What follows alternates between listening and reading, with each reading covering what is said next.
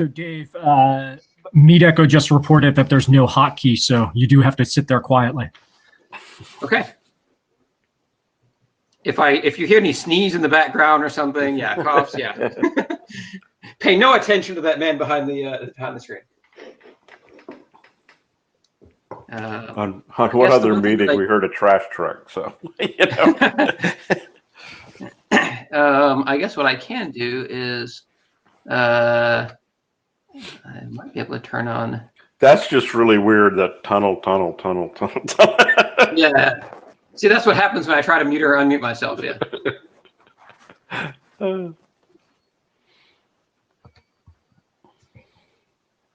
It's like a mirror and a mirror and a mirror and a mirror thing. This, can you hear me? Yep. Yep. Okay.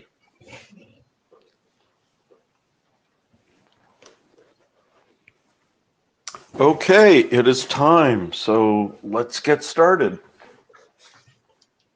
The recording appears to be on, given the button at the bottom. So we're going to start the session, and the first thing we need is a note taker.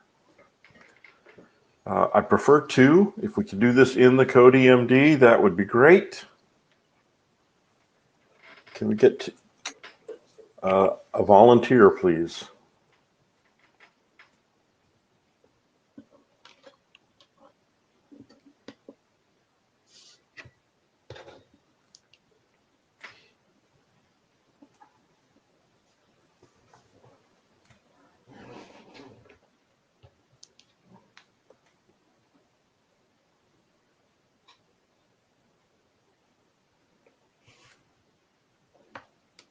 Can't proceed without a note taker, so please someone help. I will watch the jabber, but I need somebody to take notes.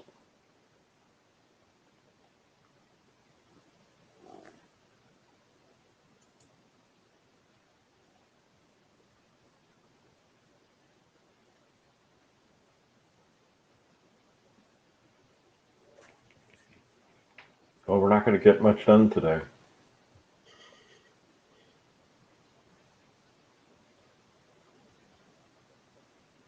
The understanding that it's Friday and 3 and 4 in the morning, I will attempt. Thank you. Thank you very much, Jim. Okay, so let's turn to the chair introduction slides. Next slide, please, Dave. This is the note well. By Friday, you should all be very familiar with it by now, but please don't speak at the mic if you haven't checked this out. Next.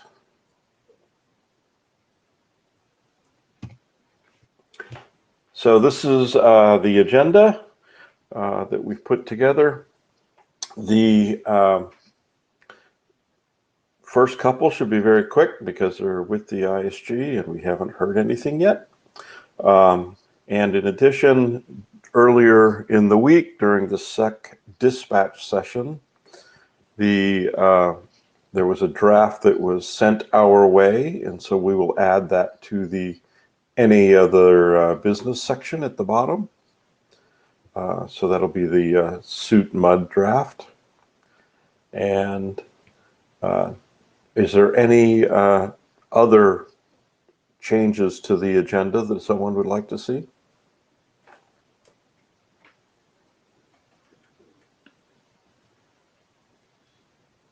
Okay, next slide. This is just an update of where we are. We are not too far behind, about 3 months on the last milestone.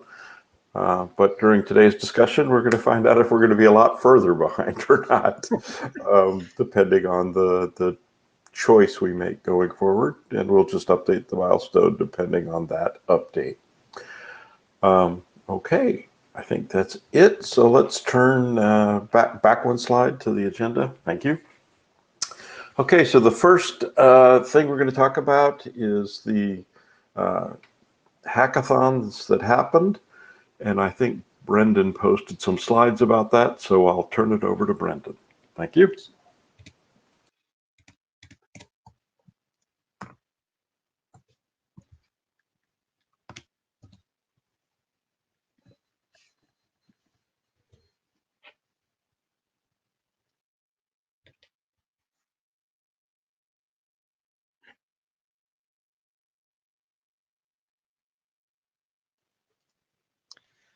Okay, so there were two hackathons that happened recently. There was the one that we planned on the list for July 13th, coincidentally the same day as the submission deadline for IETF 108.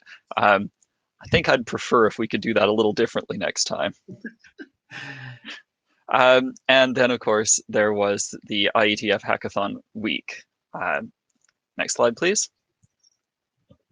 So there were a few, I've tried my best to merge all of the different plans that I heard of for both of these hackathons. And I think I've got most of them. If I left you out, I'm very sorry. It was not intentional. So we did make some good progress. I'll get to that in a moment. Yeah, there were quite a wide variety of people participating in this, which I was quite pleased to see. So I guess let's get on to the progress. So I've added dependency support to the manifest generator example, and hopefully that will make its way into an example that is usable in the draft. And one of the interesting things we saw was that there are no examples so far that have multiple component optimization, and that was a point that was raised during the hackathon on the 13th. So I attempted to address it during IETF week, hackathon week, but only got partway through, I'm afraid. The other thing that was raised was that there's an interesting problem when you have 3 or more components and they're not all handled identically. And that is that if any one component needs to be handled differently than the other 2, the encoding that we have for specifying that multiple components are targeted by a set of commands doesn't work. So there was some discussion between me and one of the other hackathon participants, Kuhn, and we came up with another suggestion, which we'll bring up during the manifest discussion later on. Kuhn was able to update the Riot parser to manifest 07, and from discussion with him, I gather that the 0809 encoding is pretty trivial to pick up from there. So I think we're all in pretty good shape on that point. And Yichi was also able, and his team, I suppose. I'm sorry, Yichi, I'm not entirely sure how many people were on your team. They were able to get a SUIT and TEEP implementation working, which is also pretty exciting. Now, we didn't actually have a proper scrub at the end of either of these, so I'm not sure quite how much else there is in there that got done. Oh, there is one I left off. We were able to get an HSS LMS implementation verifying in the examples in the SUIT manifest generator repo. So that was pretty good too. Dave, I think you were part of that, and I don't remember seeing a report from you. So if you've got anything to add, now's the time. Just that in my progress, that's what I used to file issues mostly against the TEEP protocol implementation's use of SUIT as opposed to the SUIT manifest. It did affect in the IETF week. I did my SUIT manifest review while working on things, but during the 13th hackathon, it was mostly issues in the TEEP protocol spec as opposed to the SUIT one, and what I reported out on those in the TEEP meeting. Okay, great. So I guess we not learned a few working things. yet, but partial. Excellent. Partial's better than none. It's to flesh out issues, right? So it was good for that. Absolutely. Okay, so next slide, please. Right, so we learned that multiple component handling needs a little bit more care, and I think we've got a solution for that, and we definitely need a dependency example. So that was feedback from multiple hackathon participants that in order to properly handle this, there does need to be an example for that. All right, and I think with that, that's the end of the hackathon report. So thanks to everyone who participated.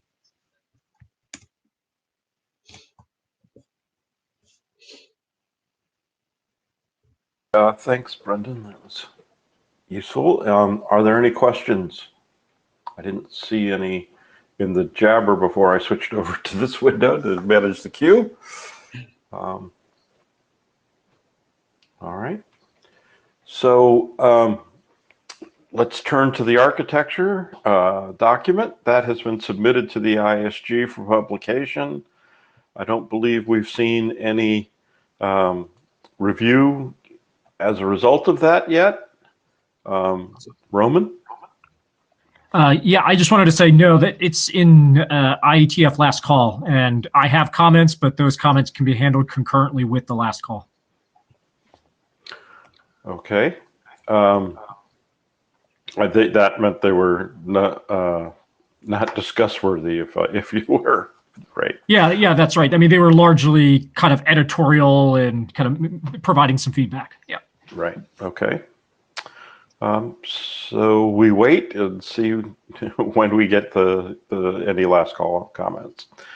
Okay. Turning to the information model, also submitted to the ISG.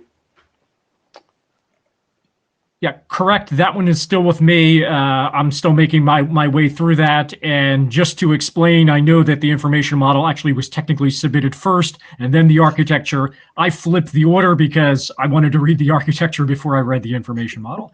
And in the process, I was done with the architecture first. That that's actually a much more reasonable way. Yeah, I figured they were. That's how a developer who never was part of this would look at it, I think. So that makes sense. Okay, so we could expect to see that reach last call soon. Yep, that's right. Okay. And so now we're going to turn to the suit manifest, and that brings us back to Brendan. This is the Brendan show today, so thanks, Brendan. Sorry about that. I guess, lead author, what can I say? You're doing great. All right. So this is version 9. I just want to highlight a couple of things up front. Version 9 was primarily a few minor changes from version 8. Version 8 is what I presented at the hackathon on the 13th. The changes in version 9 were the things I could quickly slip in from feedback from the hackathon. So they are they're explanatory changes primarily. They were just things where someone in the hackathon said, "Hey, this part isn't clear to me," and I said, "Oh well, I mean, if I finish it tonight, then maybe it can be clear to you tomorrow." So that's about it for changes in 09. There's nothing more than just those kinds of things. The changes in 08 were more slightly more substantial, but not a lot. And let's get into that next. Next slide, please. So there were organization changes. So that was primarily to try and make the document just read better and make more sense. I added an overview of the metadata structure. This largely just explains how the metadata fits together and what each piece is for, but doesn't go into encoding at all. This is so that it can be used as something that someone can be expected to have read when they read through the other sections that come before the metadata structure description. Because the metadata and the processor of that metadata are so intertwined in this specification, it makes it kind of difficult to say, here's all of the metadata, but I can't tell you why it is the way it is yet. I can tell you that later. And so this is trying to sort of break that chicken and egg cycle by providing just a very high level overview, which can then be followed by the interpreter description, the templates, and then finally the metadata structure itself.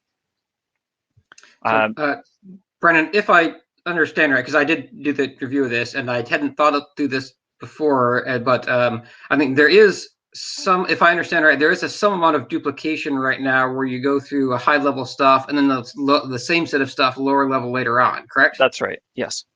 So that does make it a little bit longer, and editorially there's some stuff you're going to clean up, right, where they use different terms right now, the high level term and then the actual formal like CDDL term or whatever, and sometimes they're kind of intermixed and stuff. And so do you think that it's actually, do you actually want to keep this extra layer of text, or is this extra fluff that we don't need, I guess is what my meta question is, and I don't have an opinion right now. So well, that it does make it longer. I'm not sure. I'm open to feedback on that one. If I just want the document to read well, That's Yeah. really where I'm coming from. Yes, if there's So any place, anywhere that there are hangovers where the references aren't clear, the terms aren't clear, those do need to be cleaned up, and that's of course something that I expect to be working on over the next few weeks. But the I mean, more it does seem a little bit odd, although not a blocker or anything. It does seem odd that you have to make two passes through the information, especially for the point of the manifest is you can do it in only one pass. So yeah, well, indeed. I guess then the question is, should we merge that back together again? And that brings back another organization question, which is, should the metadata be fully described before there's any discussion of how it's processed, or should the processing be fully described before you have any definition of exactly what's being processed? Tomato, sorry, I can't put tomato. myself in the Just be queue or anything. consistent. Don't Who's in mix the it. queue, so- Okay. So What's that, Russ? we'll make a choice and cut it down to only one. That seems like the feedback from Russ there. I said guess- just pick one and use it consistently. Don't jump back and forth. Yeah. Okay. If I had to flip a coin, it would cover the metadata before the behavior. But that's basically the result of a coin toss because I'm familiar with some other organizations some other documents that do it that way. Looks like Hannes has something to say.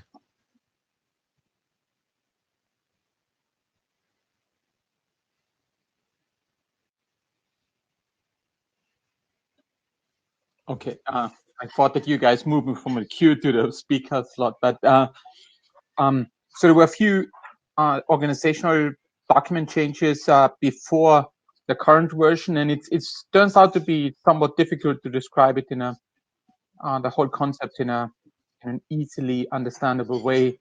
And so I think it's best if you just read through it and see whether that sort of like whether you get the idea, and if not, then obviously we need to change it. But even the previous versions, I thought the place where we are today, I think it's more readable than previous iterations. So I think it was an improvement, but maybe we are not ultimately there.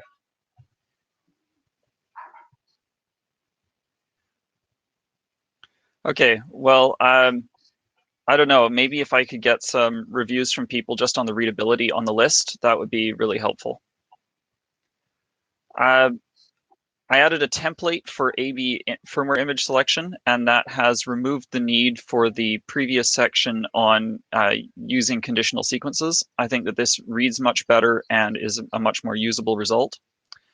I've added the names of templates to each example. So now that the examples actually say, this is an instantiation of templates A, B, and C, and that hopefully will also improve the usability of the document. So there are a lot of minor changes, and I don't think those are particularly controversial or need much highlighting, but they are listed there in case you want to have a look at them. But I don't think we should take the time on going through them with a fine-tooth comb. So next slide, please. So two big changes to encoding. I've removed byte string wrappers from the dependencies list and from the components list. So this was essentially feedback from implementers. Originally, I'd put these in because I thought they would make it easier for the parser to handle, and it turns out that it didn't make much difference. So with that being the case, it doesn't make sense to have them, so I took them out.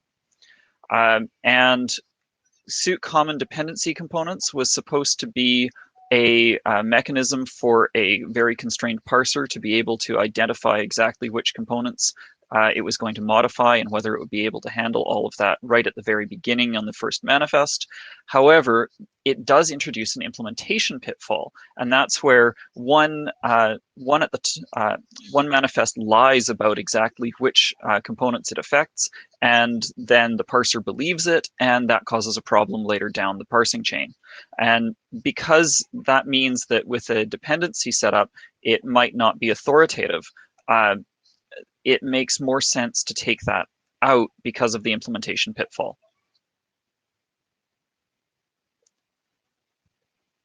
Don't know if that makes sense. All right. Next slide, please.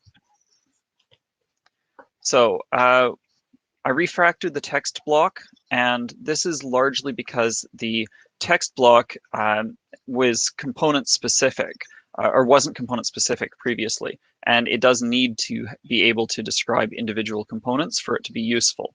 So essentially what's been done here is we've added a set of component specific text elements, and each one of those is identified inside a component level map. So that should make it a lot more usable for describing more complex updates.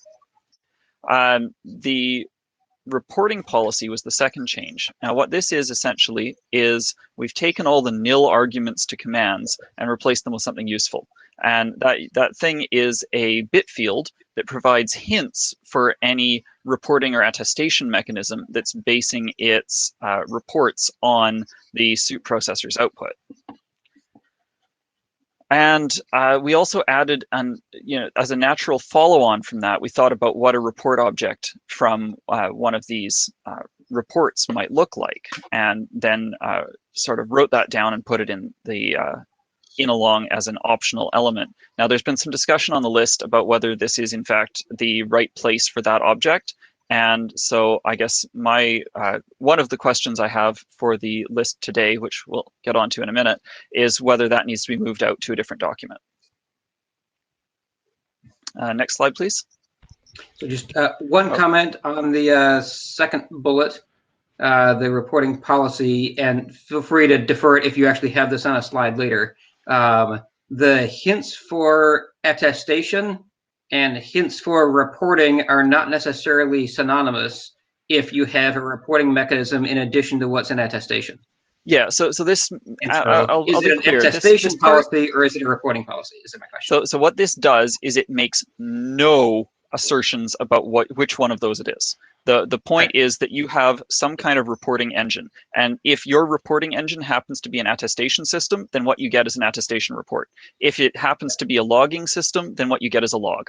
It's not being prescriptive in that way. The important thing to consider, though, is that if what you're doing is writing a bootloader, then the report, and your bootloader isn't networked, I guess that's the other part, then the report has to be armored against tampering by the primary application. And so that becomes an attestation report.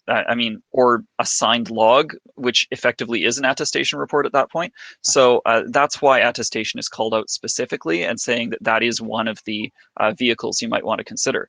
And it's essentially because we have taken the bootloader use case into account, and because we've got the bootloader use case there, we also have to talk about what reporting means for a bootloader. Okay, thank you. I think that is clear in the document. It's just the slide through me when it says the reporting policy provides hints for attestation.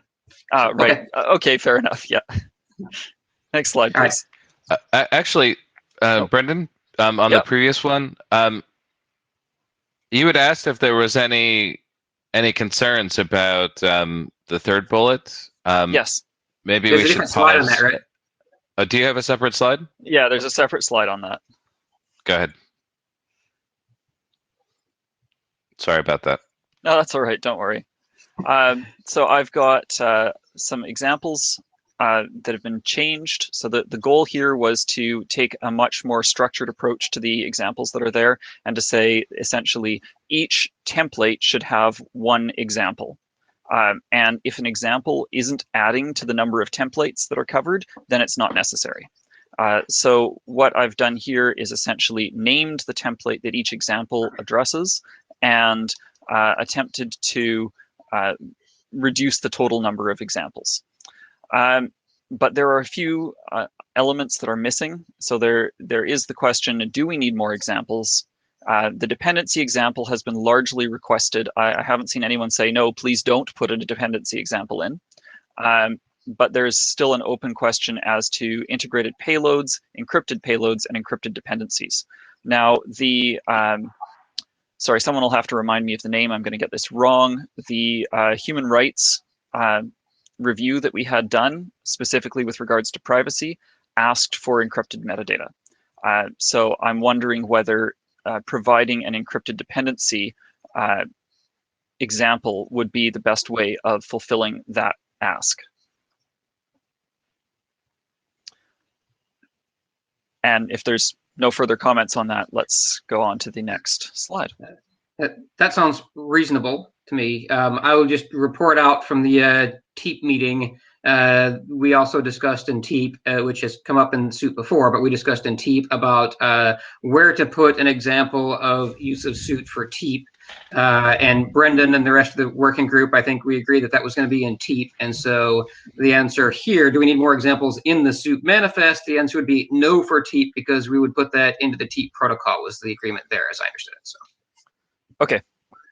And so one of the TEEP use cases that was relevant to that discussion was when the client already has the relevant binary, and what's coming in the SUIT manifest is the steps necessary to install the binary that's already present locally. And so this is a case where, say, the trusted binary gets distributed along with the untrusted binary. The untrusted binary includes a SUIT manifest. That's how you get the instructions or permission to install that trusted binary into the TEE. So that's the use case that we're talking about. So. Yeah, I think we should probably take that discussion onto the TEEP list, because there's about 3 different ways to approach it. Yeah, so I'm just reporting out that the TEEP said this is a set of SUIT examples that needs to be discussed, but it's going to continue discussion in TEEP, but we're going to want SUIT review. And so that's why it will continue to be maybe cross-posted between the 2 lists, but formally in the document, it shouldn't affect this document. So, okay. So now we get on to the questions, and this is the audience participation instead. Which next slide, please. All right. So packed CBOR is probably the most contentious thing for today. Packed CBOR would provide a really substantial size savings in SUIT, and SUIT actually has built in some of the features that packed CBOR presents, just not in quite the same way, and certainly not in anywhere near as generic a way. SUIT Common, for example, does exactly what packed CBOR does in taking commonly used elements and then making them referenceable easily. So there, overall, I think if packed CBOR had been standardized yesterday, I would say, let's do this. But the problem is that packed CBOR has only just been adopted by the CBOR working group. And it's missing a few features that we probably want, namely in the 00 specification itself. It calls out the possibility for adding nested packed CBOR objects, which we would absolutely want, and also it calls out the need for packing CBOR sequences, or the possible need, and we would, again, definitely want that. That's precisely what the common sequence encodes today. There's also a question as to whether the packed CBOR encoding is pull parser friendly. Now, I think there's a fairly straightforward workaround to make it pull parser friendly, but there would have to be the question about that. So we've got a few choices here. We could make no change and just apply packed CBOR over top of SUIT and just not really say anything about it at all. We could also really simplify SUIT and use packed CBOR to gain back the deduplication that the common block gives us today. There's also the possibility of adopting packed CBOR right now, but then SUIT's not going to be done until packed CBOR is done. And the only estimate I have seen so far on that is we'll be lucky if it's under a year. So given the maturity of SUIT today, I do wonder if that is the right approach. I suspect it's not. On list yesterday, Jim Schad predicted 18 months. Yep. So I guess this is where we need the working group feedback. I think my preference is likely going to be towards keeping what we've got, but building a version 2 with packed CBOR as and when that becomes appropriate, and if we can justify it based on the gains that it provides. The concern I have with that approach is that it will fracture any ecosystem that we're creating, because there will now be these two different formats out there, and I'm naturally worried that the second one will get nowhere near the uptake as the first, because the first one came first. So I'm not entirely sure. I actually have the opposite worry, that if people know version 2 is coming, they won't implement version 1. That also. So I guess the question is, to the working group, what should we do?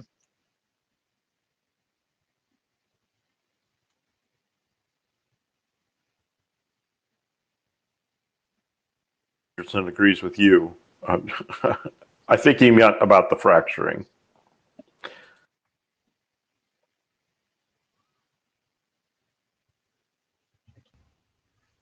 Hi, this is Hank. Yeah, while Pact is very promising, I have to agree with option 2.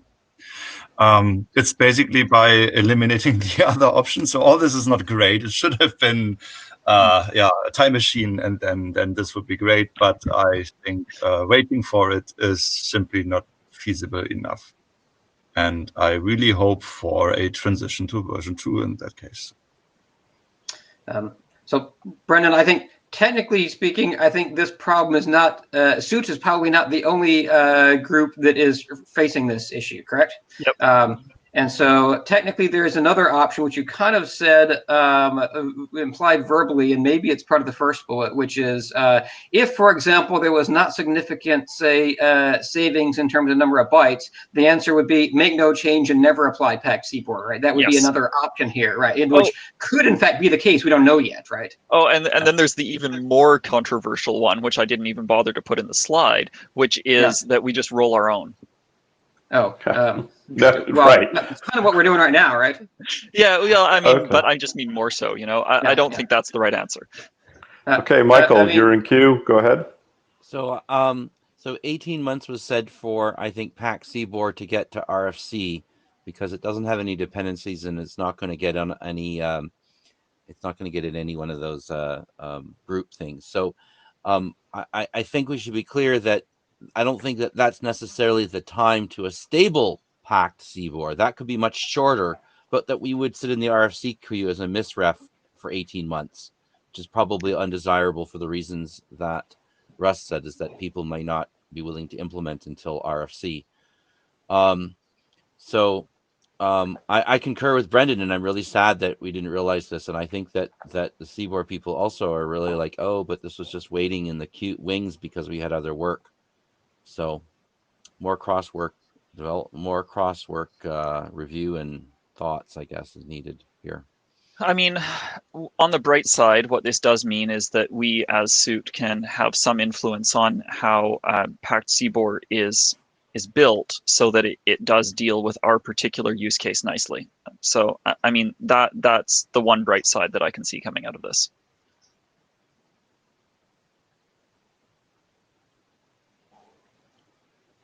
Well, from the comments on the mic so far, I think that pretty much everyone is saying, let's not do anything. Let's proceed as we are. And if we can prove that there's a substantial benefit, then we should do something later. But I think that even the part where I wrote begin work on SUIT v2, maybe that's actually wrong. And the real answer is that we're not actually going to even talk about SUIT v2 until we can prove that there's a substantial benefit, which hopefully will deal with Dave's concern about stalling adoption or was that Russ? Stalling adoption of v1 due to the oncoming of v2.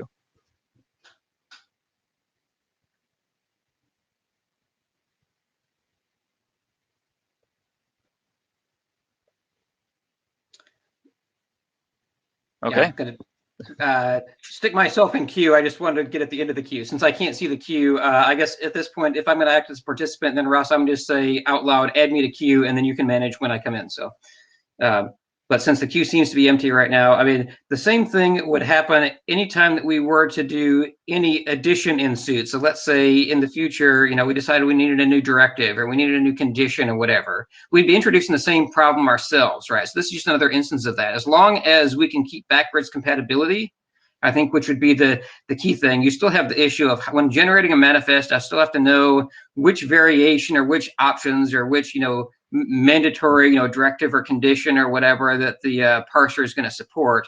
And on the parser side, I still have to know if there's multiple ways to encode stuff in the suit manifest, which one am I implementing, the latest one or an older one in case there's an older manifest generator and so on. So I think it's just a problem we're going to end up with no matter what, even if PAC CBOR didn't introduce it, sooner or later, I think we'd run into the same issue. So.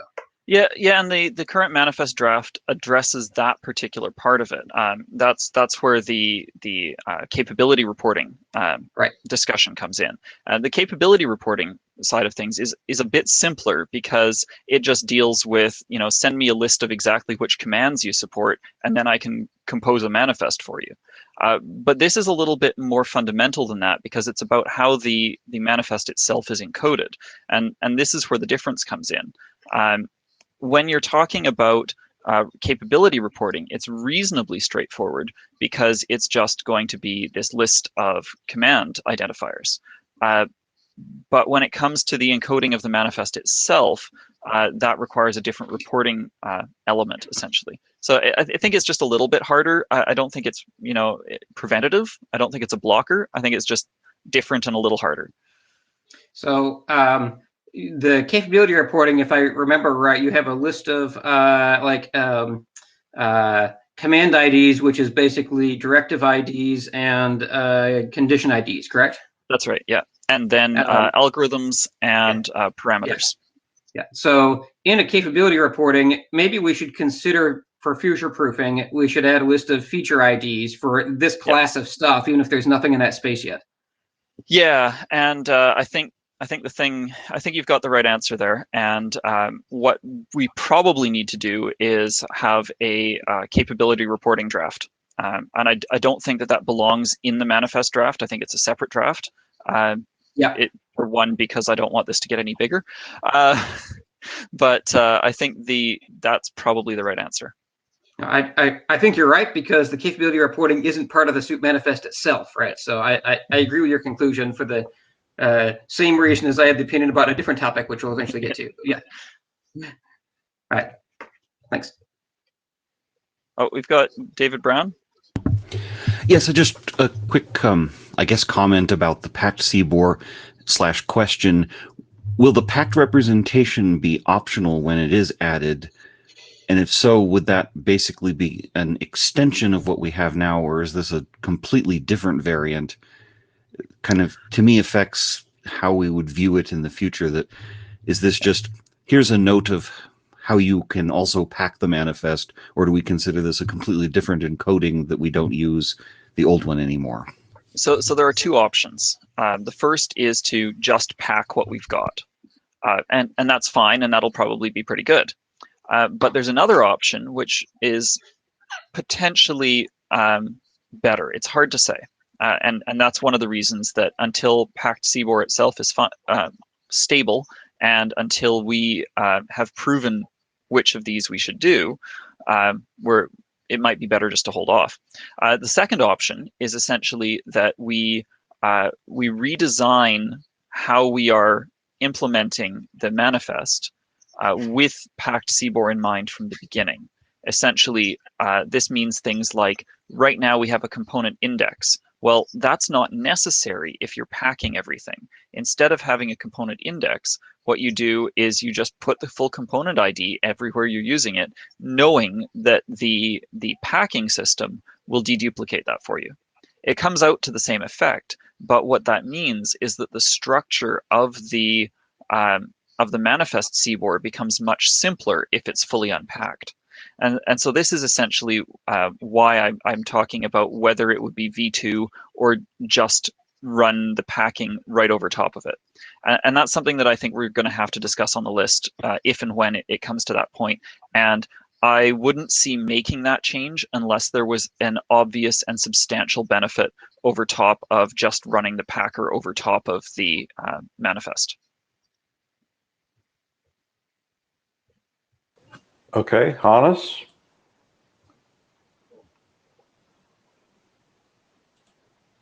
Hi.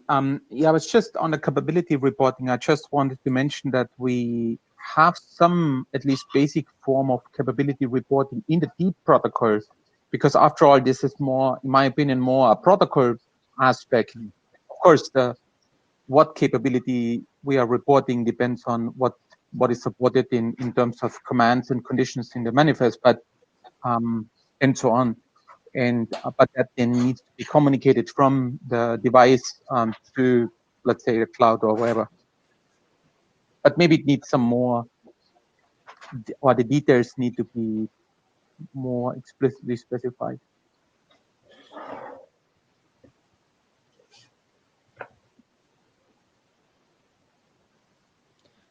Well, it sounds to me from the comments so far that the middle option there is probably what we're going to have to go with, and we will apply an additional burden of proof stipulation to that. Does that sound like roughly the consensus?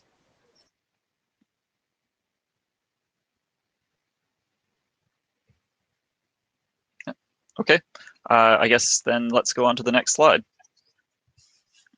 I think this one's much more straightforward. Right now, we've got several different COSE objects that we can support.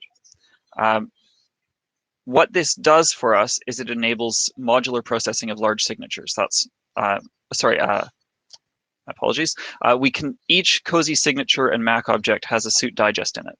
The point of this was twofold. First, it was to enable modular processing of large signatures. Second, it was put in because EDDSA was in COSE, does not have the EDDSA with hash variant. Now, I think that's a minor thing. It probably doesn't apply to the devices we're using, but at the same time, the modular processing of large signatures, particularly PQC signatures, I think that's what the more important question is.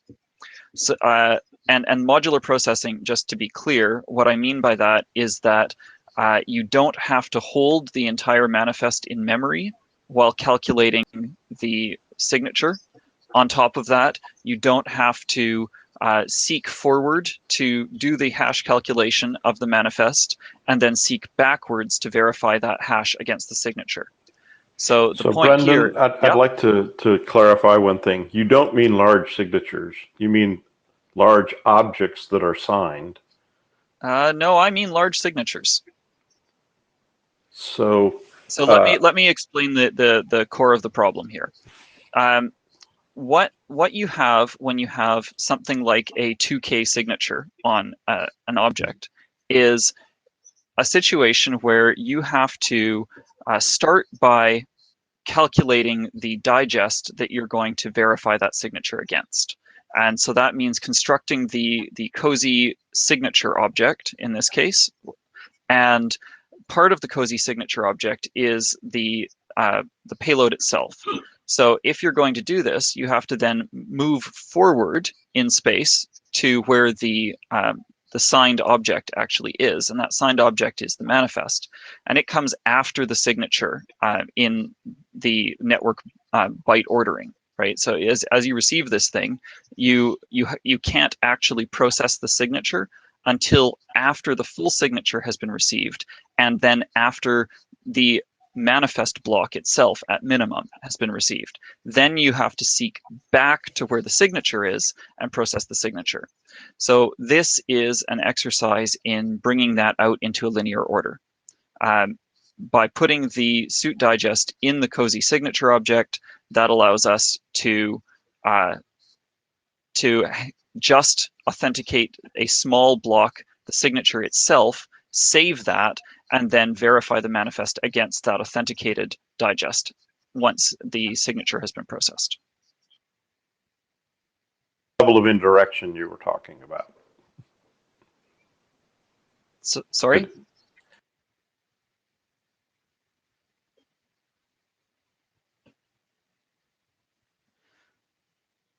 Sorry, I didn't quite catch that.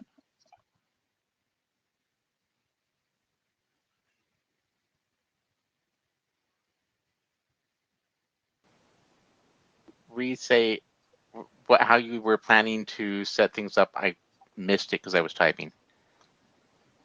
Oh, okay. So essentially the idea here is that we put a suit digest, which is a CBOR array of an algorithm identifier and the raw digest bytes in the COSE signature payload. And we do that inline, not detached. This is how we're doing it today. And the digest itself applies to the manifest. And because of doing it this way, you're able to calculate in a linear fashion the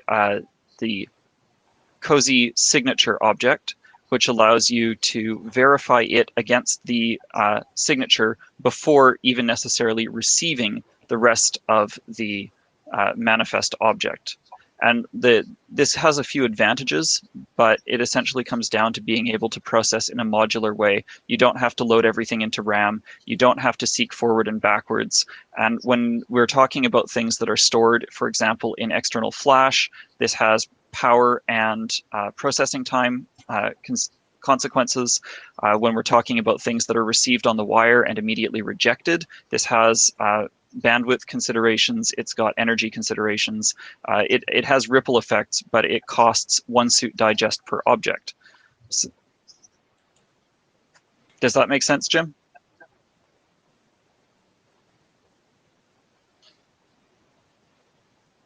So, Brendan, you're asking the question, should this be detached? And Yes. You're arguing probably yes. Why? What's the disadvantage? What are you losing? So what's the trade-off? It's a change, and it takes a couple more bytes, I think, or is it 3 more bytes, roughly, in singly authenticated manifests. Gotcha.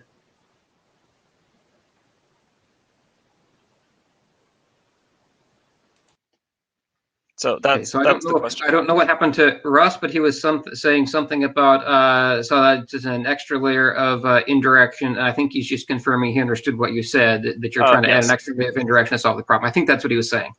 Okay. Yeah. So this is essentially about adding a layer the original adds a layer of indirection. What I'm suggesting is that if you were to authenticate multiple things in this way, what you would end up with is multiple repeated digests. Now, if we were to use packed CBOR, this would be irrelevant. But in the absence of packed CBOR, we have to ask the question, should we take the suit digest out and put it into its own element, probably the first element in the authentication object array?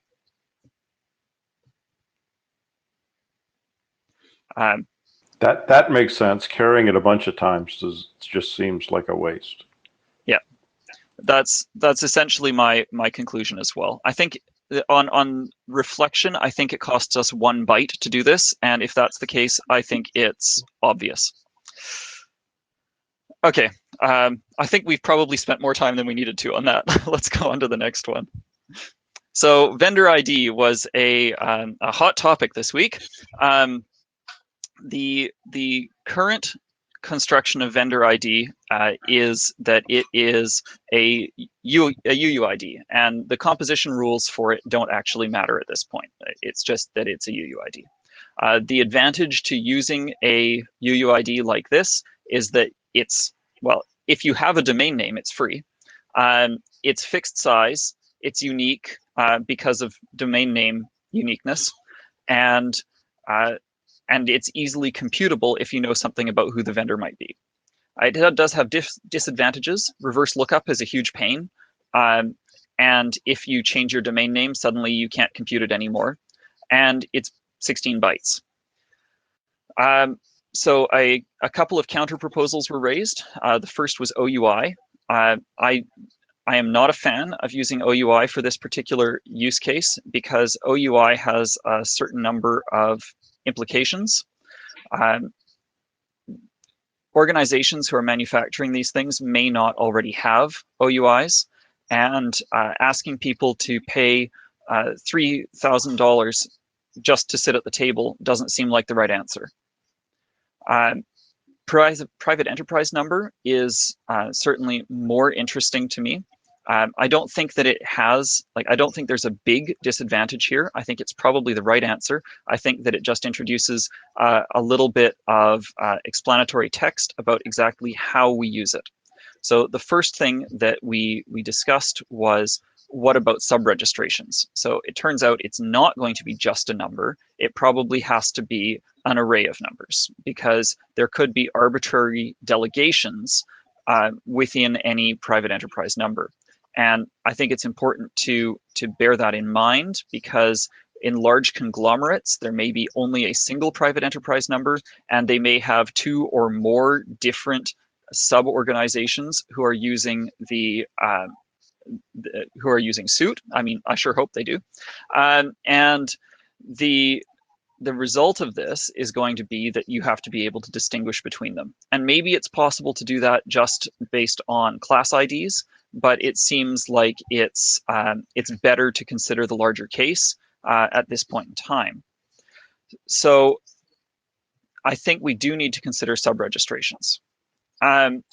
It's still not necessarily robust against spinouts. So if you have these 2 sub-organizations within your organization, and you decide that one of them is no longer part of your organization, it's a new organization, that is going to change the vendor ID effectively. They'll have to register for a new one. And that is not a blocker either. That probably means that they have to update their devices' firmwares. So I just think that we need to essentially document that these are the processes if we're going to use private enterprise number rather than using a UUID. And the final... Russ put me in queue. Oh. Russ put me in queue.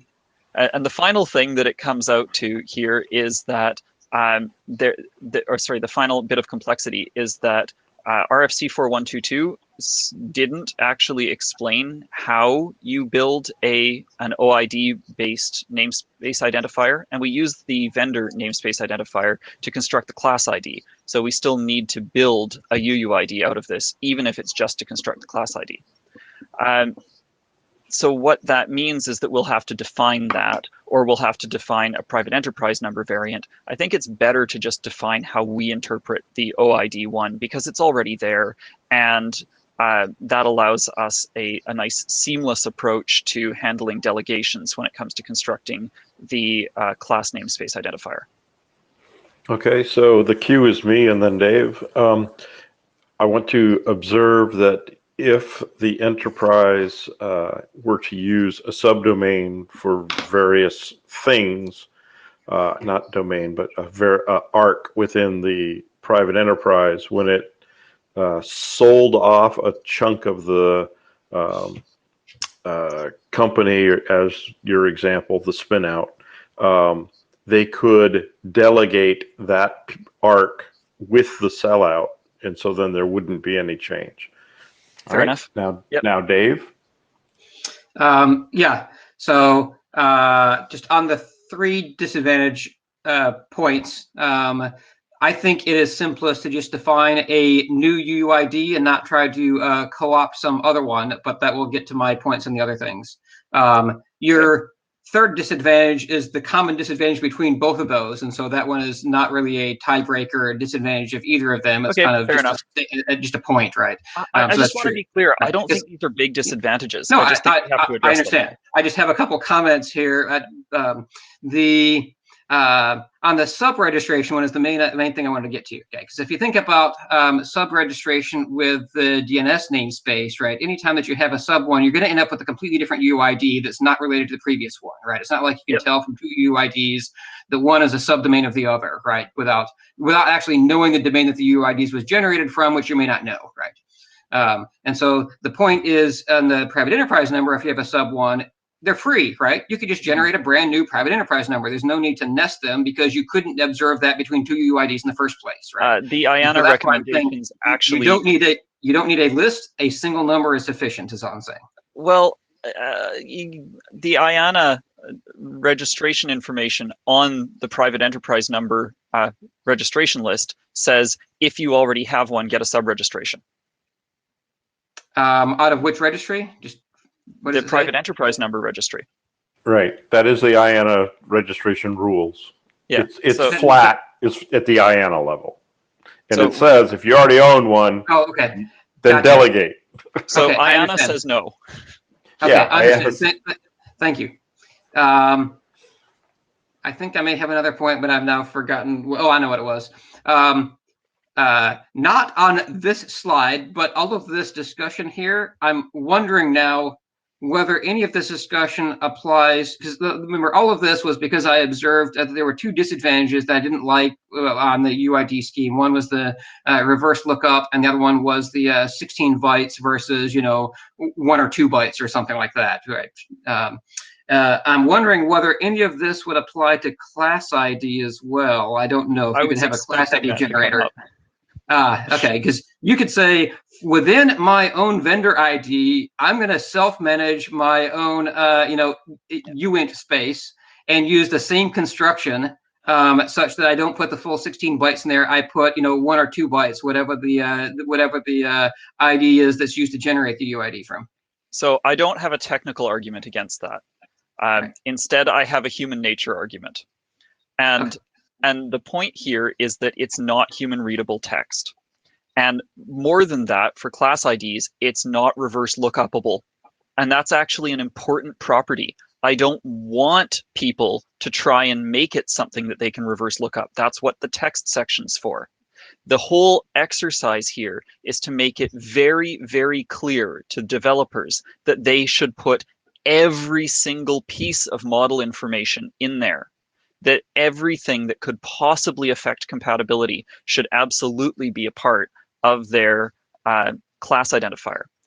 And as soon as you have something that a customer can look up, your marketing department gets involved. And as soon as your marketing department gets involved, suddenly you have a situation where these two models with incompatible devices on them have to be identified as the same model in any customer-facing portal.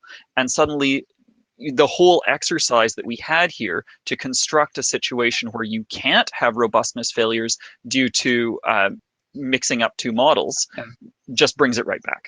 And so I buy your argument around the lookup point, although one could argue that a class ID that's a UID is still just as lookupable as a number is to an outside observer, right? Only if you PEN expose is the observable database. through a central registry, right? It's only if there was a published database, right?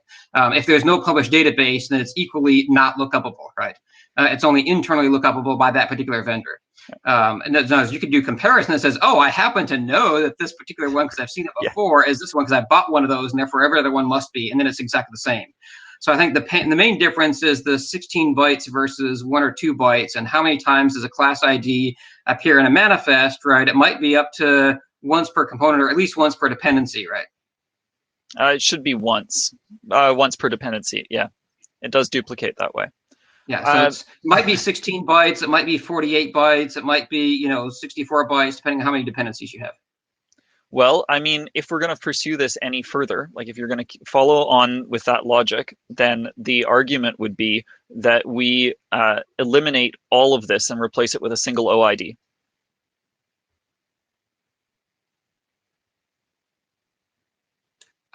These are good discussions because, again, the whole point of your PACT CBOR was to say how much compression could we get, and maybe PACT CBOR gives us much more, and this could affect the size. I don't know if it's significantly. It depends on how big your full manifest is, but we're talking about tens of bytes. So, well, the entertaining thing, of course, is that if we introduced PACT CBOR, we could cut this discussion right now.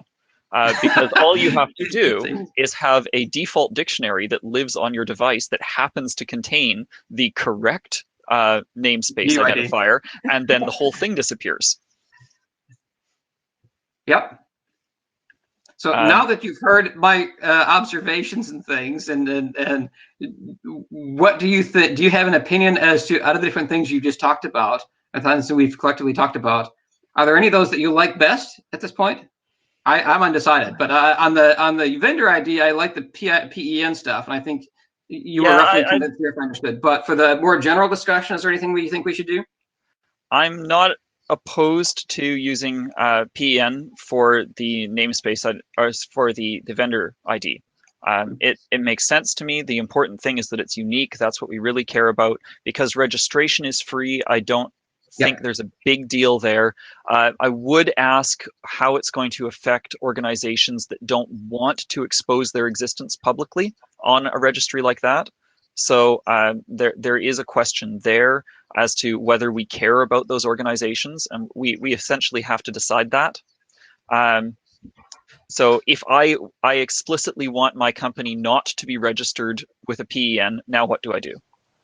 And then for the class identifiers, I take your point that your company doesn't have to publish their OID to device mapping, but my experience has been that if it's possible, someone will say we should do that, and then marketing gets involved.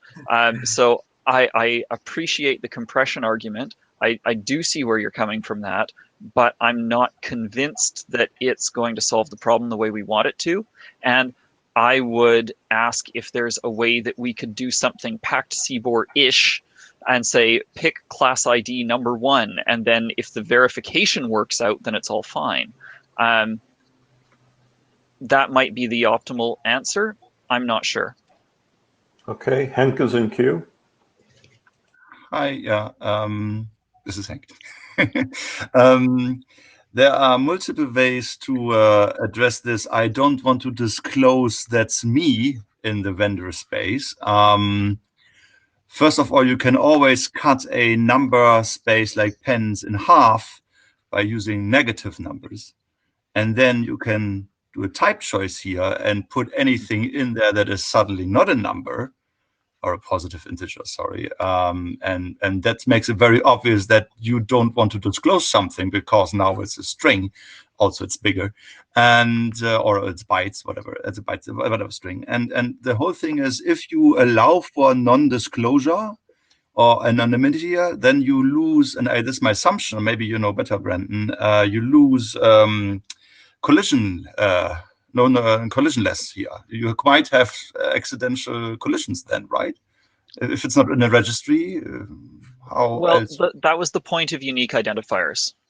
That's where your collision resistance comes from.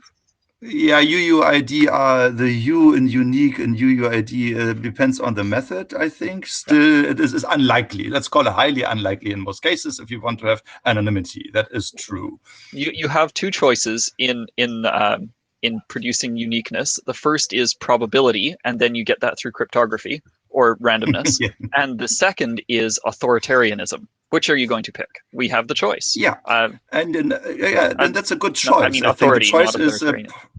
it's fine. I know what you mean, but you can also be a very dictator here. Jan, of course, is not. So what you can do here, I think, is have a choice, as you just say, of using a positive integer or a byte string. Yeah, and maybe that's, you know, the interesting thing here is if we did allow for a byte string, then the recommended method for constructing the byte string could, of course, be using your vendor domain, and then that just drops us down to we add the option of using a private enterprise number, and hey, look, we're done. It should be the default, and if you would have .feature, that could have been a thing. Yes. So, yeah. I don't know if there's other people in queue. But I love Hank's idea. We kind of already have in the, I think it's the component index where it could be two different types, whether it's an int or a bool, right? Because you could set the component index to true. And so there's already a notion that says you use two different types to distinguish. And I love Hank's idea. So I think that would be fine. It says you could use a UUID or whatever if you're in that category, but that's not the recommended one. We've got David Brown in the queue.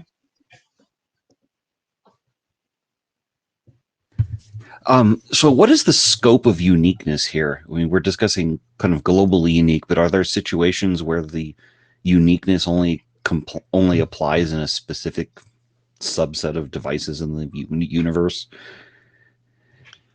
So the original goal of the uniqueness here was to deal with two common problems. The first problem is my one vendor produces two devices that are incompatible hardware revisions, and they have no way to distinguish them when they ship them out, so I accidentally install it on the wrong device, and suddenly I brick my front door lock. No kidding, this happened. not to me. But anyway, so that's the first one. The second one is two organizations in different jurisdictions that don't have overlapping trademark rules happen to have the same name. Because they happen to have the same name, and because they use the name to identify themselves, you suddenly end up with two sets of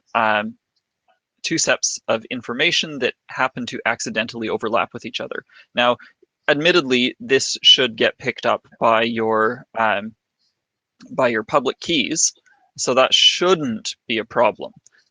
There are obviously going to be slightly bigger issues if you have an infrastructure where the actual vendor doesn't have the authority to verify or to install software on your device, and you have that authority. And so you strip their signature, add your own, and you're good to go, and suddenly this problem comes back. Those are the two scenarios that this is designed to address. So if I have identically named devices from identically named vendors and they're not the same device, that could happen and it shouldn't happen, and this is a mechanism to deal with it. The second one is, I think, probably the more likely, that you have devices that have the same model number but aren't the same device.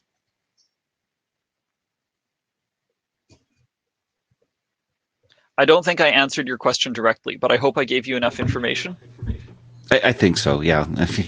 I was just wondering, is there a context where it makes sense for this to be a user-defined and not necessarily globally unique? Or... I think there is that context, actually. This is all being fairly naive when we're talking about it, as we've talked about it so far.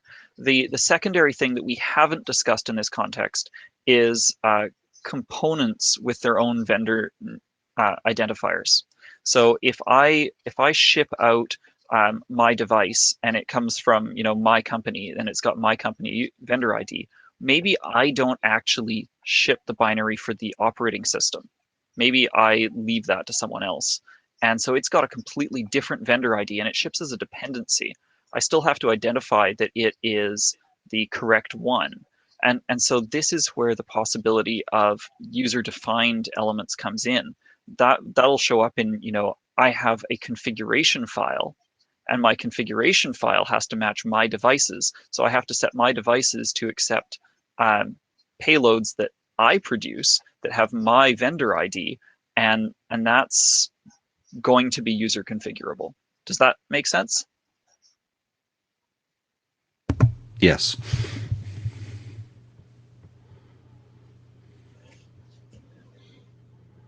And that one might actually come back to there needs to be two side of the argument here, because asking every single user to produce a private enterprise number is probably a non-starter.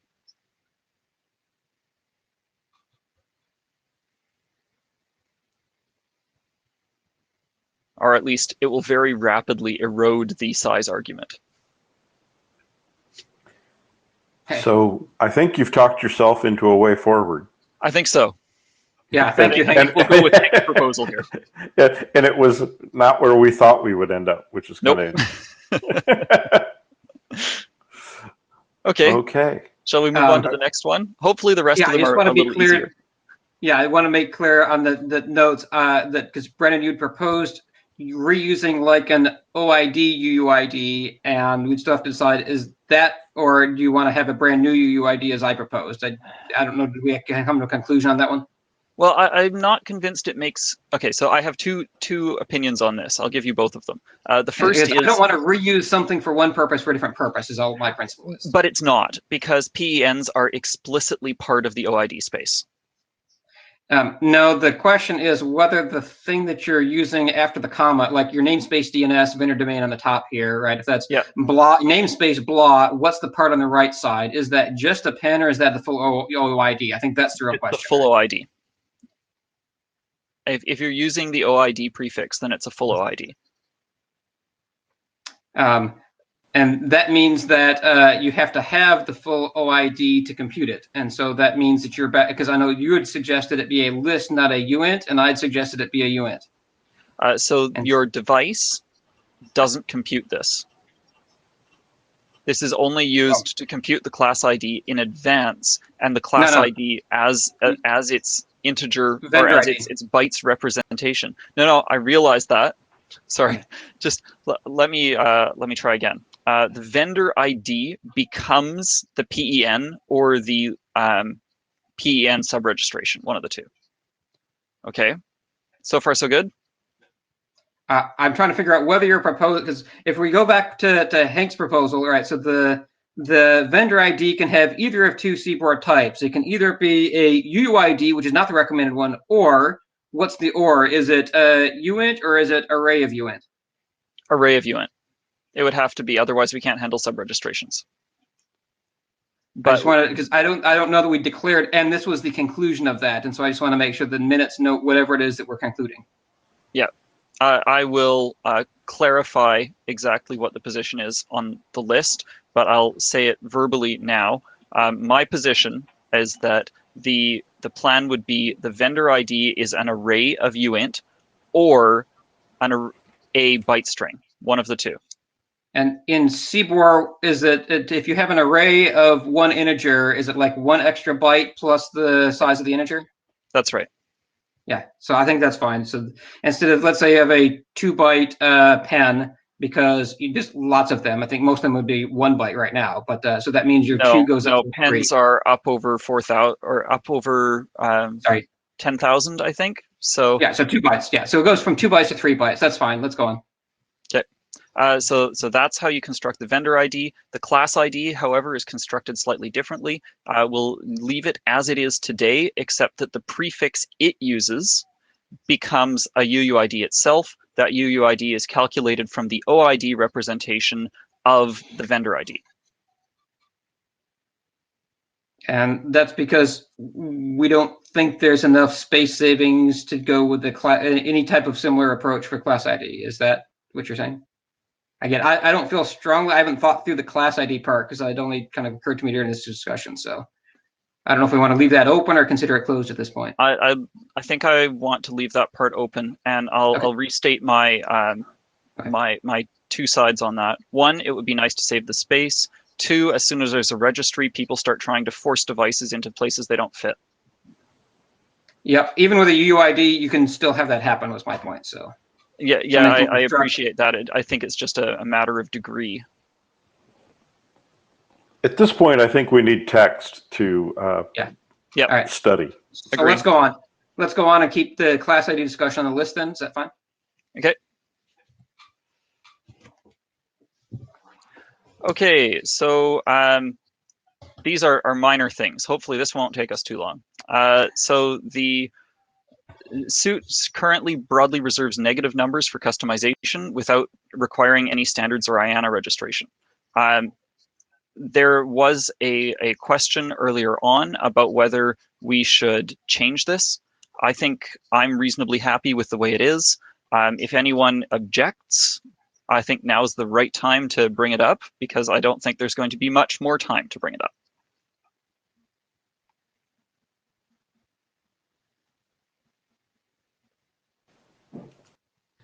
Not necessarily objecting, but do you envision a scenario where manifests might be combined from multiple sources that might have conflicting negatively assigned numbers?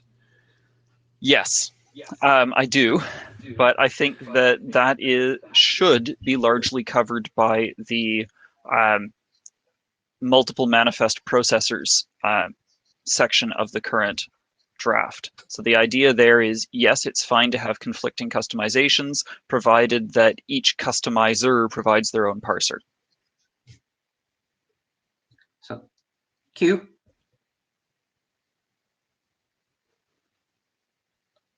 know if there's anybody else in queue. Hearing nothing, my question is, Can you do something like say that the interpretation of the negative numbers is driven by the manifest's vendor ID, and so every vendor ID for its manifest, it creates what the meaning of a particular negative number is, and say that's who's authoritative for it? That makes a certain amount of sense to me. Right, so if you have a manifest with yeah. 3 dependencies, you could, if you have a manifest that references 3 dependencies, then you could have 4 different categories of negative numbers, one for each of those 4 vendors. Yep, that I can see that being a pretty sane approach. Yep.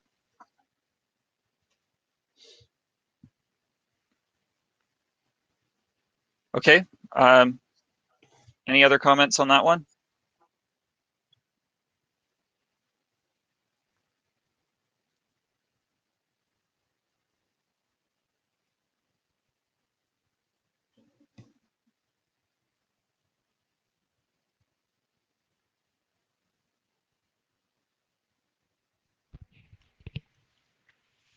Jim, go ahead. We can't hear you.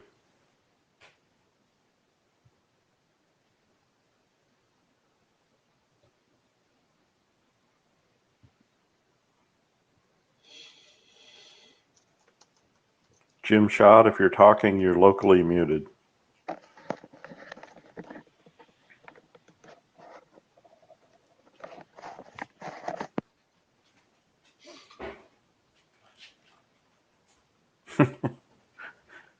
Jim says he's lost audio out, but I'm not sure if that means that he can't send it or what.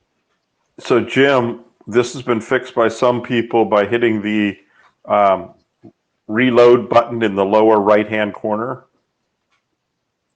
The 2 arrows pointing at each other. Give it a try.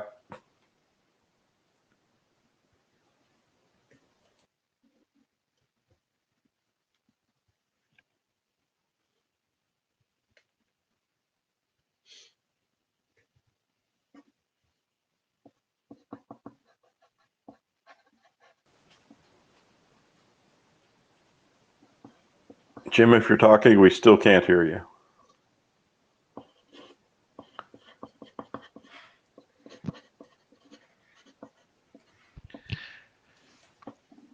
I think you're going to have to type whatever you want to say in the chat. Yeah. Jim, can you put whatever you wanted to say into the Jabber?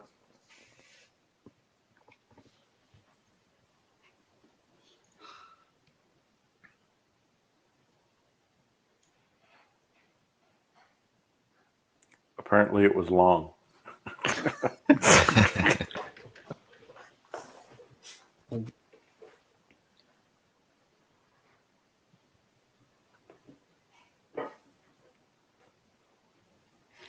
So Jim Can says, you be can in a you be in a situation where the same negative number would be used by a vendor for 2 different devices to mean different things? Yes. I guess this actually raises a bigger question, which is, should we allow this at all? Now, I think that there's a good reason to allow some customization by vendors, but this does introduce a situation where intermediate systems have no idea what these mean. And that is, of course, a question as to whether that is a good thing or not. So I think Jim is asking whether the negative number should be scoped not just to vendor ID, but to vendor ID class ID even, I think is what he's really asking. Oh, yes, you're right. And that's kind of scary. Yes, that is terrifying. Imagine a manifest with all negative numbers. What would you do? Okay. Yeah. But to your point, Brendan, about intermediaries, I mean, an intermediary could always choose to say, well, I'm going to disallow such manifests, even if they were legal. That's right. And I guess that's the question, is whether you do that. Because I think that's a decent middle ground that says it's still acceptable. At a minimum, I think you need to say, give some advice somewhere that says, don't do that.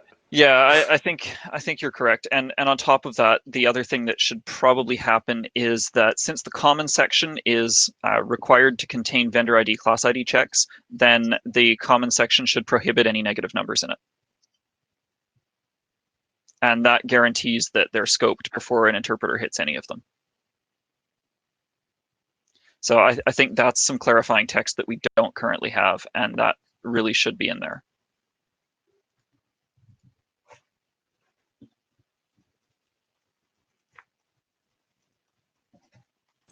It'd be interesting to see if we had a hackathon project for manifest validation to make sure all the rules when they're done are correct for a given manifest. That sounds like an excellent hackathon project. I look forward to it. Okay, so it sounds like we're reasonably happy with that result.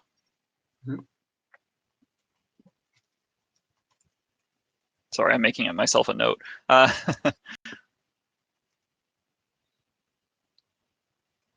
Okay, so the second one, I alluded to this earlier, especially in the hackathon report. Oh, sorry, we're still on that previous slide. Sorry. Thank you.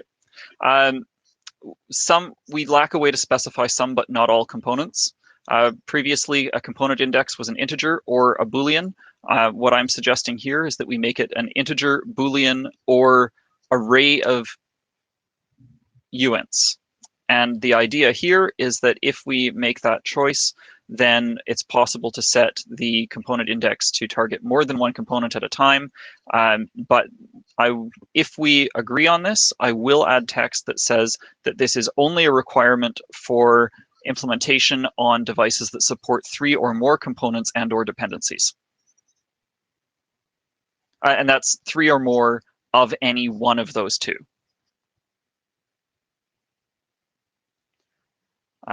So if there's any commentary on that, I think this is probably the right answer. So that's my opinion on it. If there's any commentary on it, I'd love to hear it.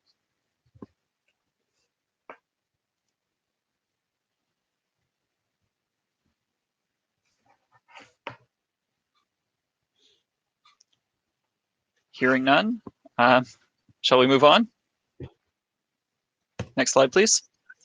So there's this minor question. The first one actually comes out of the previous topic, and the question is, would it be better to separate conditions from directives in positive versus negative? I think the answer here is probably no, because it would fall forward on to parameters as well. The reason for this is that currently conditions and directives align with their parameters as much as possible so that they have the same numbers. That wouldn't be as easy to maintain. So the authors talked about this, and we have no strong opinion on it. My inclination is to leave it as it is. The one argument in favor of it was essentially that because conditions are defined as having no side effects other than aborting, and directives are defined as having side effects either in the parameter space or in the device as a whole, being able to distinguish them with a clean line might be helpful. Having discussed this with other implementers of the parser, they did not feel like there was a large savings to be had in the parser.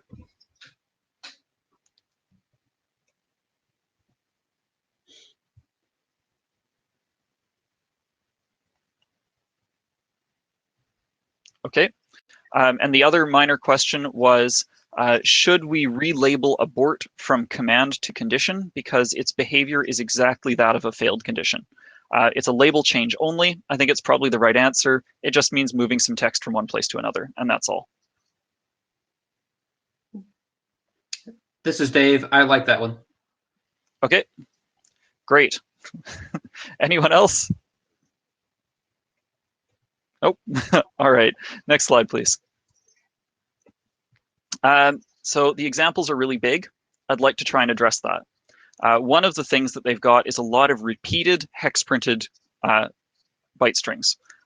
I don't think that adds anything to the examples. So what I'm suggesting is that Breaking from the formatting that's used in the COSE document, which is what this was originally modeled on, I'm suggesting that wherever something is wrapped in a byte string, we simply print that it's wrapped in a byte string as displayed on the right-hand side, and eliminate the redundant hex printing.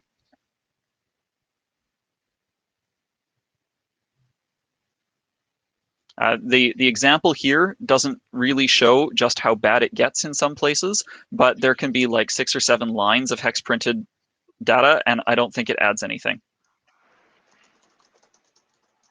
Jim, I hope we can hear you this time, because I'm eager to hear what you have to say on this, since I modeled the original after your... Yes, we can. There is a new diagnostic notation for specifically for doing this. Okay. That you can find in the CDDL document.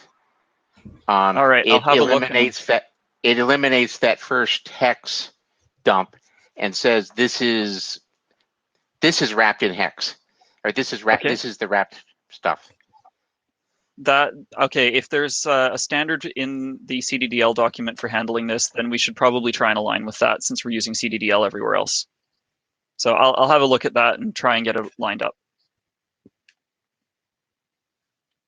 I think that cleans that one up nicely. Next, please. All right. Do we have enough to support TEEP? Is there anything that we're really missing for supporting TEEP? Now, we had a list of requirements from TEEP, and they were first TA IDs, and we discussed that, and we came to the conclusion that we could do that with component IDs, and that we could specify lazy creation of security, what were they? Security domains, and that would solve TEEP's requirements for TA IDs. The second requirement was that we need TAM URIs, and the conclusion that we came to on that was that SUIT supports URIs already and URI lists, and between those two, we should be able to satisfy TEEP's requirements. And we also had a question about personalization data, and the argument there was that a dependent manifest could specify personalization data, and its dependency could specify the actual TA. And so we believe, as the SUIT authors, that we have what we need to support TEEP, but I would like any feedback from the TEEP representatives here if that's not the case. I suppose the other question is, should we bring this to the next TEEP meeting and ask them? This is Dave. I'll comment on that one. I don't have enough information to say that the answer would be no, so the answer might be yes. Now, not on the slide, but you said it verbally, Brennan, about the implicit creation of security domains based on a component ID. There's also in TEEP, we'd have to make some assumption about how you ever delete a security domain. And so you could say there's implicit deletion once the last contents of an SD goes away, then the SD itself goes away, which is kind of analogous to saying delete a directory when the last file in that directory is deleted, right? Well, yeah, you have to do garbage collection. Right. So how do you do garbage collection? Because there's no explicit delete directive, right? And so you could ask the same thing in component IDs on a normal device. Is the implied behavior that the container gets deleted whenever you do garbage collection, right? When the last piece in a container goes away, then you delete the container. Is that just the implied use of component IDs in general? And if we said something like that, then I think that solves that one. Okay. But you might be able to say that more generally than just TEEP. Just as anytime that you have dynamically instantiated containers at any, because component ID is just an array of a nested set of stuff, right? Yeah, I think we should probably handle that more explicitly. And the notion of going away, of explicit deletion, has a lot of security implications that I would be uncomfortable dealing with without some more discussion on the list on exactly how we handle explicit deletion. I think implicit deletion and leaving it up to the agent on device is a much safer approach, but handling dynamically instantiated containers is going to require a little bit of thinking through on that, I think. So this might be a larger issue than that's worth filing as a separate, issue on the manifest discussion then, because it says, let's say the new version of a component no longer depends on a dependency, and in fact you consider that dependency harmful, and you want to actually remove it from your device in order to be compliant, right? Because you found it has a security hole in it, and let's say you've switched to a different crypto library or something like that, and so you want to add the new dependency and delete the old one because it had vulnerabilities in it. Yeah, so I mean, there are two approaches to that in Suit today. The first is that you instantiate the new one with the same component ID as the old one, and it just replaces it. And that's usually the intent. The other option, I suppose, would be to replace it with a zero size payload, which should be the closest we currently have to explicit deletion. Yeah, I think that's the one that we'd have to explicitly point out, because there are cases in TEEP where you can't use the same component ID, because the component ID might be, the actual hash of the TA or something that's specific to the TEEP security purpose. That you can't just replace one TA with another TA. It's a different unique identifier. Right. So replacing it with zero content or something like that, if we said that is a mode for doing deletion for cases that it's necessary, that might be worth calling out in the manifest document. Yeah, I think it's worth calling that out. And I mean, since we can do that, I think I can safely say that we do not have a requirement to introduce an explicit deletion, because we already have a mechanism to handle it. Right. And it may be worth saying that this could be done. That's why there's no. And it doesn't even. Okay. Sorry. Go ahead. The other thing that came up in TEEP was, and this had to do with my when I was discussing where like a TEEP specific template and example go, which would be in the TEEP document. And doing that, we want to make sure that the existing directives are sufficient to be able to handle the case where you've already got the binary cached locally and you want to get permission to install it. And so that's the one that I don't know if there's any gaps. My hope is that there's not, but until we come up with the example and try to verify it, then there's some risk that there might be something that's necessary, but I don't know that there is right now. Okay, so the way that you handle that one is you copy from one component ID to another. It's effectively the same as the loading use case in the bootloader. And I think that's what you answered on the list. I believe that works. Just have to confirm that, but that's my understanding too. Okay, that's it. So, so Dave and Brendan, this is Dave. Just a couple of quick questions on this. So, I think just as far as our strategy here, it's possible that these sorts of issues will keep coming up over time. We do have IANA, registration, capabilities, for some of these things, right? So my question is, at what point do we sort of cut off this discussion and publish the manifest draft versus, how long do we wait until we feel like we've struck a right balance? Any commentary on that? I would say that we're probably happy as soon as we have an example for TEEP. Well, to Dave, to your point, there could be another working group that starts using it, and we won't know about that until later. And so I wouldn't wait per se. I'd get in whatever is within the time frame that we have for the suit manifest, but we shouldn't hold it for that because it could always be done in a separate document. Agreed. Okay, so scratch my comment then. Example for TEEP not required. So we have less than 10 minutes, and we have another presentation. Well, time permitting, so it's up to you, Brendan, because it's your presentation. So then I only have one slide left.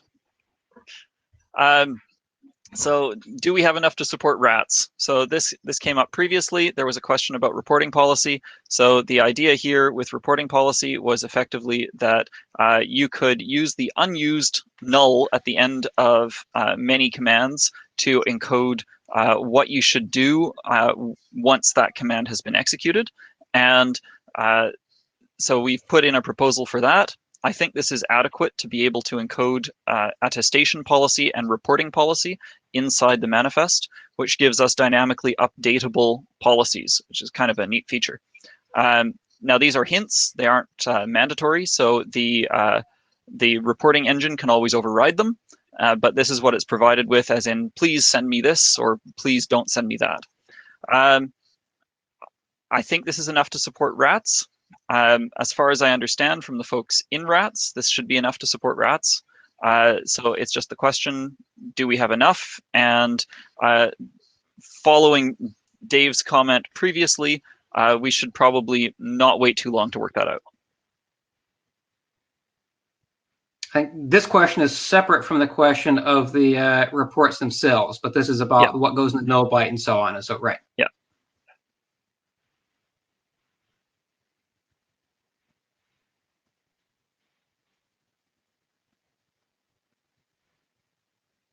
So I think we're pretty good on this. I should reiterate that we're only using 4 bits, and because we're only using 4 bits, it fits in exactly the same size as the null byte.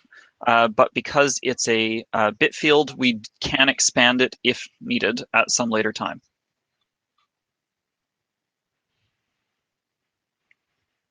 All right.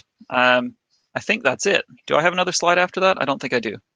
Well, there's another question she didn't have a slide on, which was, should the actual report information itself, which does not appear in the manifest, should that be factored into a separate draft, which is what I was saying. Yes.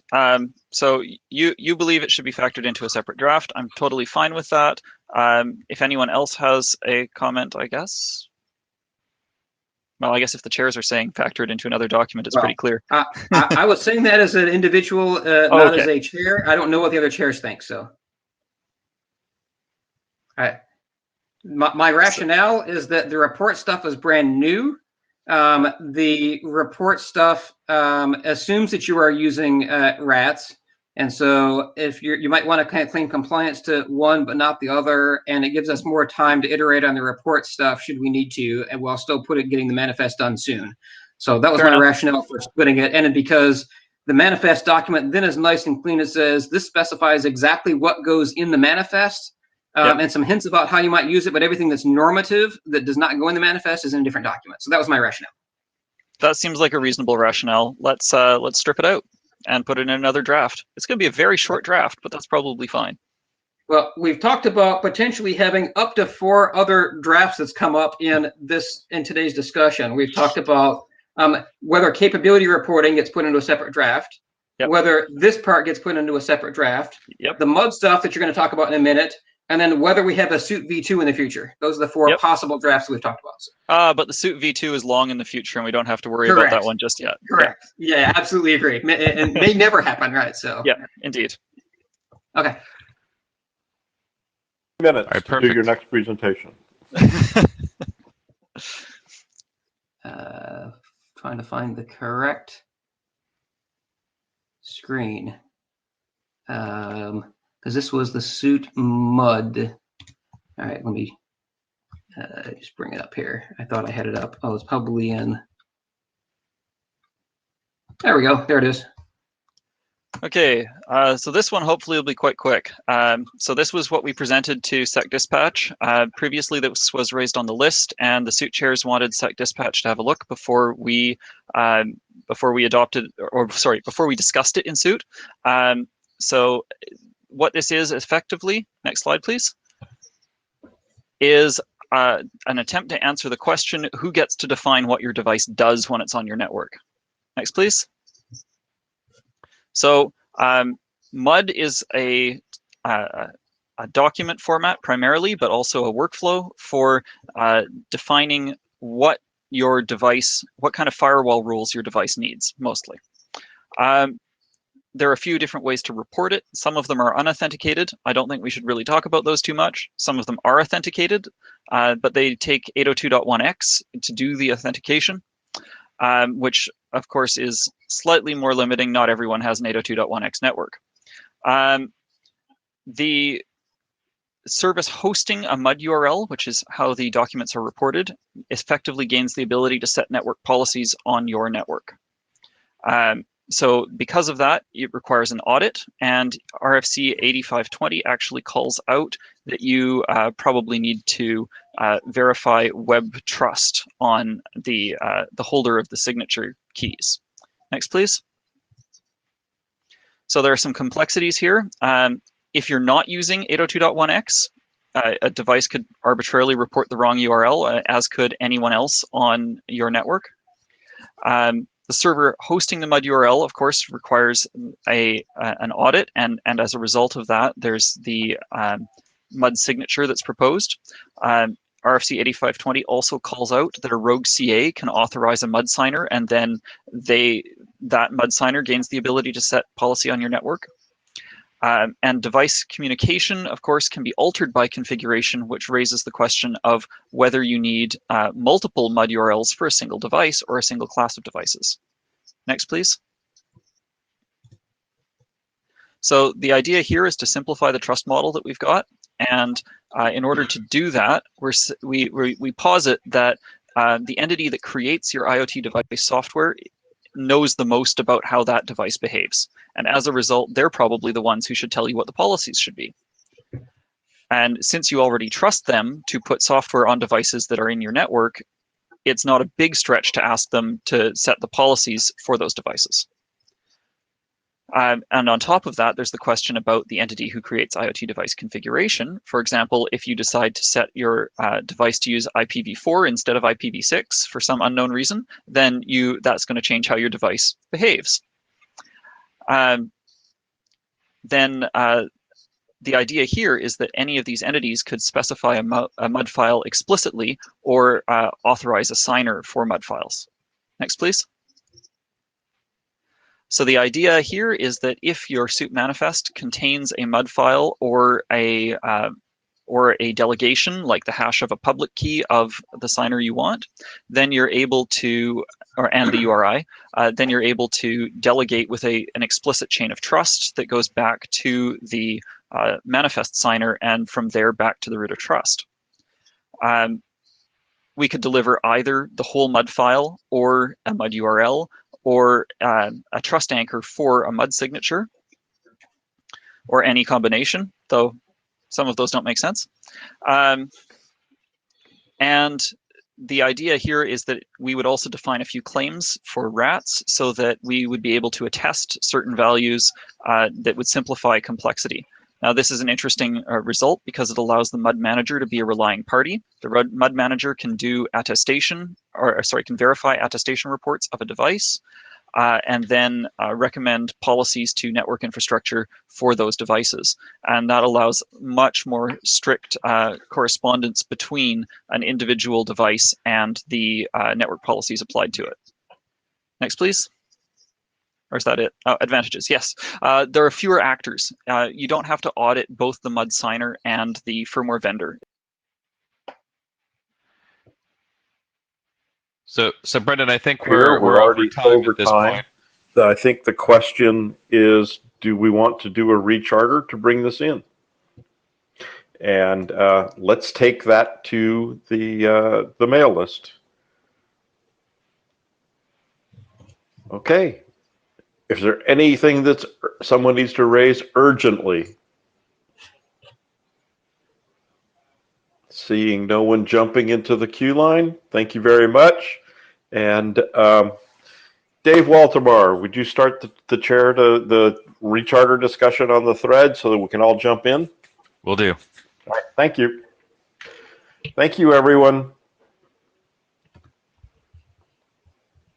Okay, I'm told to leave this up for a few minutes so that it doesn't rip out the connection if someone's taking notes in the button with the CODE-MD link as opposed to using a separate window. So we will leave it up for a minute and then we will shut it down. Thank you very much.